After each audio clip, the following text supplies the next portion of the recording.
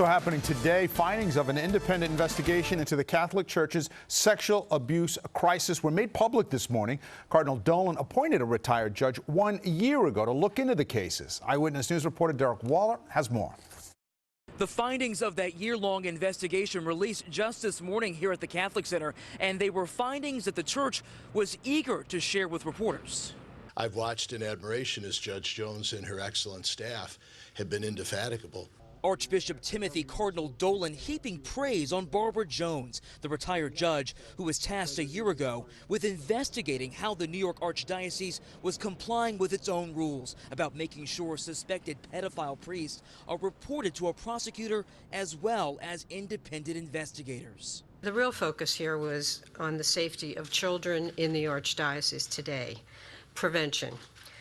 So among the first tasks that I chose to do was to just get to it and review the personnel files for every priest and deacon in active service in this archdiocese. But Judge Jones noted those thousands of personnel files were hard copies. Today, she said the church must modernize. She also recommended hiring someone whose sole responsibility is to oversee sex abuse claims and to implement more frequent safe environment training annually instead of just at the hiring.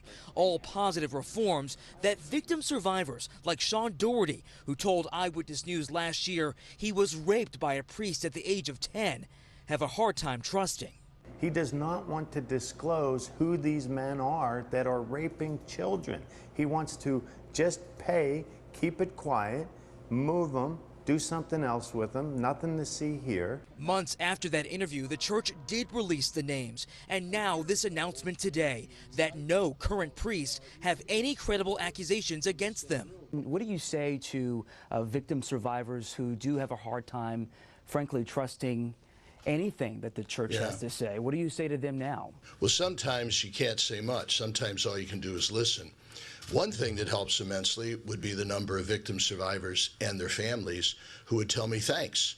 And Judge Jones says her work here is not done. And late today, we got a response from a group that represents victim survivors. They pointed out that just last year at a church in Buffalo, they too said that they reviewed all of the personnel records only to find out that was not the case and more allegations surfaced. Today, they said they hope that Judge Jones truly was able to review everything.